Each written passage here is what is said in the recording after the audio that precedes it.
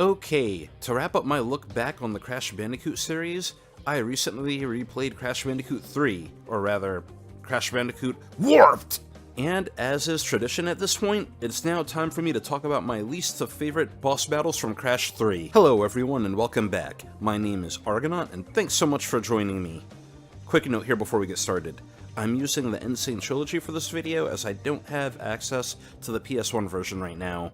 And now with all that being said, let's get on with this video. Plain and simple, Crash 3 by far has the best bosses out of the trilogy. They've come a long way since the first game. And now, coming in at number 5, my least favorite boss is, once again, Cortex. Cortex is the last boss in the game, and this fight is definitely better than that horrible one from Crash 2. For this fight, while Aku Aku and Uka Uka fight in the background, you have to dodge their battle, and at the same time, dodge the shots Cortex shoots at you while waiting for his barrier to go down.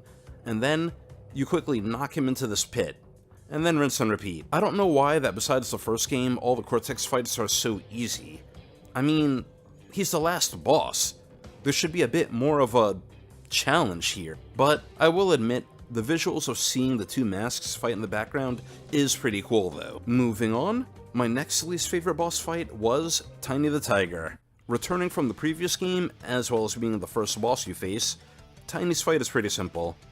He's in a coliseum, and as is customary, he'll send out a whole bunch of lions at you. Now, you can either dodge these lions or kill them, but afterwards, Tiny will jump down and try to squash you, eventually trying to stab you with a trident. Once he does, it gets stuck in the ground, and he's open for you to attack him from there. Do this 3 times, and he's out. Now, keep in mind, I don't exactly hate this fight or any of the boss battles in this game. I just like the other ones more. Truthfully, Tiny would have been a bit higher up on the list if you weren't able to kill the lions, and had to dodge them instead. Coming up at number 3, we have Dingodile. Being a new addition to this game and later on becoming a fan favorite, Dingodile is the second boss you face in the game, and for his boss fight, you simply run and dodge the fireballs that he drops on you from the sky, and dodge his flamethrower as he tries to use it on you as he breaks through the ice that's actually protecting him from you.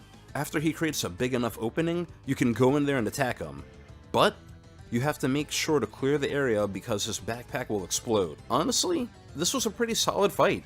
I don't really have anything bad to say about it. Coming up at number 2, we have Dr. N-Jin.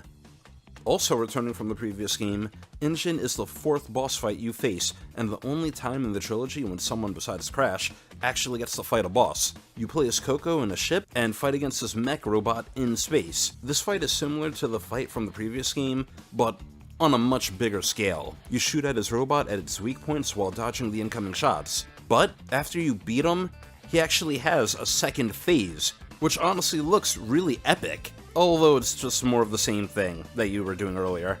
You dodge his shots while shooting the weak points until he eventually goes down. In terms of presentation, I think this was the best, and he's the only fight with a second phase.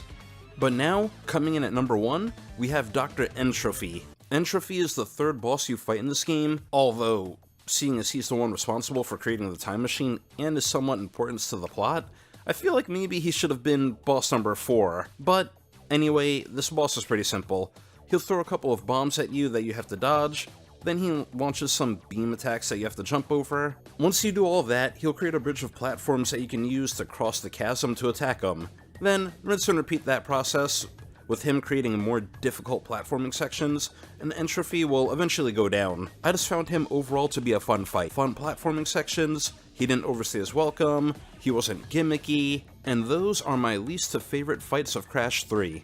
Again, they were all pretty good, and I had a little bit of difficulty deciding which fight I wanted to put in order this time around. I really wish they gave Cortex a second phase, like maybe making it so Crash had to fight him wearing Aku Aku while he was against you wearing Uka Uka or something. But still, it is what it is. But, did you agree with me? Did you disagree? What was your favorite or least favorite boss fight from Crash Bandicoot 3? Let me know in the comments section down below. I would love to hear from you. And with that being said, if you like this video and want to see more like it, then feel free to click that subscribe button. I'd really appreciate it. And with that, I'll see you next time. Thanks so much for watching.